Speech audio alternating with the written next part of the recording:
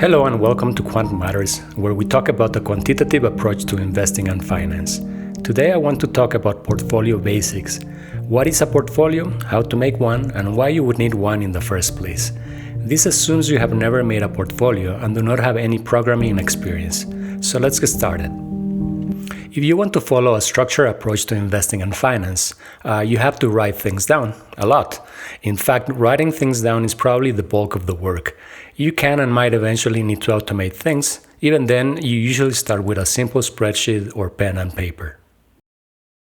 A portfolio in its simplest form consists of the assets you have or are researching and their performance over a certain time period. More complex portfolios can have more assets, more metrics, and other features like backtests and models, but in essence they are the same thing. Besides keeping a record of your real or prospective investing and strategies, a portfolio serves as a comparison and analysis tool for those strategies. Other tools like backtests, correlations, and statistical metrics can give a bigger picture of where your strategy could do better. But at the very minimum, a portfolio should answer questions like what you invested on, the time period, the performance, and since this is a quant-focused channel, let's add a fourth basic question. How does it compare to other strategies? The first thing we need are some assets. Picking the right assets for a strategy entails some research. But as this is an example, we will cheat a little and simply use three aggregating types for commodities, stocks, and bonds. This is not a terrible place to start, and it can serve as a useful baseline. The assets are SPY. SPY is an ETF that tracks the S&P 500 index. That's around 500 stocks in a single ticker. IEF. It's an ETF that tracks the US Treasury bonds with maturities between 7 and 10 years. And GLD is an ETF that tracks the price of physical gold. I will be using Google Spreadsheets and provide a link in the description to make things accessible. The next couple of things you need are asset allocations and some capital. That is the percentage of your capital you invest in each asset. Here we allocate 40% to stocks, 40% to bonds, and 20% to commodities. Capital is just the total number of the initial investment. Next, we need a way to simulate the purchase of those assets.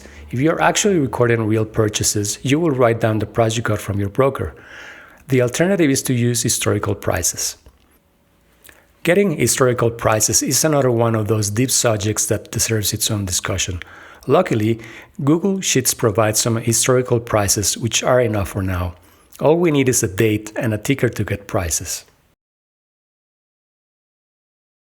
In order to get the number of shares bought, we need to multiply the initial capital times the allocation and divide that by the stock price. As a sanity check, let's add a purchase amount, which should total the initial capital. Once you have bought or simulated buying some assets, you need to keep track of their value through time. Bonds and stocks don't just provide price returns. Stocks can pay you dividends and bond interest payments. This is what the distribution column is about. For this example, the distribution numbers were pulled from financial sites by hand. See notes in the description. But ideally, your data provider should make them available through an API, a subject I hope to cover in depth in the future. To complete the valuation, we need the current or last price available. Like the initial purchase price, this is a proxy for the real price you would get by selling your asset at market prices. That's where the term mark-to-market comes from. As a note on commissions, it is increasingly common these days for brokers to not charge commissions to retail traders, but it changes from broker to broker. If you want a more realistic entry and exit value, and you are being charged commissions, make sure to include and deduct them from your purchase and/or sale. The number we will use for our valuation consists of the distributions plus the mark-to-market. Here's the formula. At this point, you should have an entry or purchase valuation and an exit, sale, or current valuation for each asset. What remains is for us to calculate each asset's return and the total portfolio return. Let's make a small parenthesis here to explain how to calculate percentage changes, as they are everywhere in finance. To get a percentage value, you grab your final value, divide that by your initial value, and subtract 1. That will give you a change in decimals. For example, your current value is 120 and the initial value is 100. So that would be 0.2. Multiply that by 100 and add a percentage sign, and you get the 20%. If you want to know the notional value once you know the percentage change, just multiply the percentage divided by 100 times the initial value. So in this case, 20 divided by 100 is 0.20. 0.20 times 100 equals 20, which is the notional value of 20% on 100.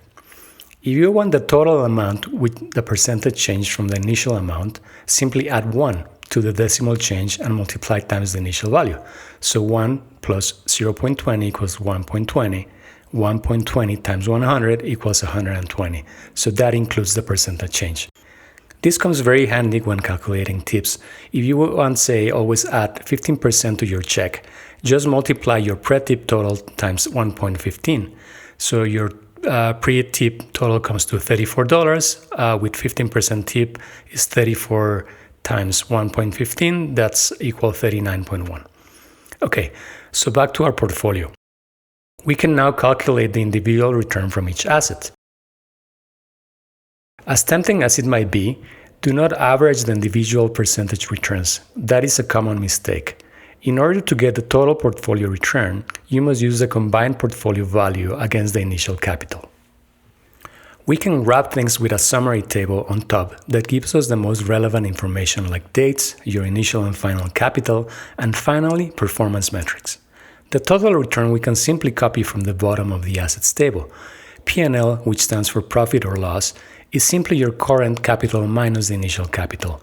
The formula is profit or loss, P&L, equals current capital minus initial capital. For a very simple comparison, we can define alpha as the difference between our portfolio's total return and the return of the benchmark. Like the S&P 500, this is a simplified version of alpha, and not a risk-adjusted one.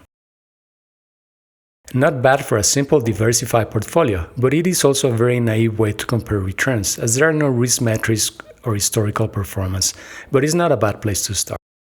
So I hope that by now you have a basic understanding of how a simple investment portfolio is constructed. If you are a personal investor, this should cover most of your needs. But for quants, this is barely the beginning and a starting place, the bones, if you will. What comes next are increasingly sophisticated metrics, risk analysis, automation, and strategies and theories on which assets to consider. But these are future topics. For now, I hope you learned something useful. Thanks for watching, and if you want more quant content, please consider subscribing to Quant Matters.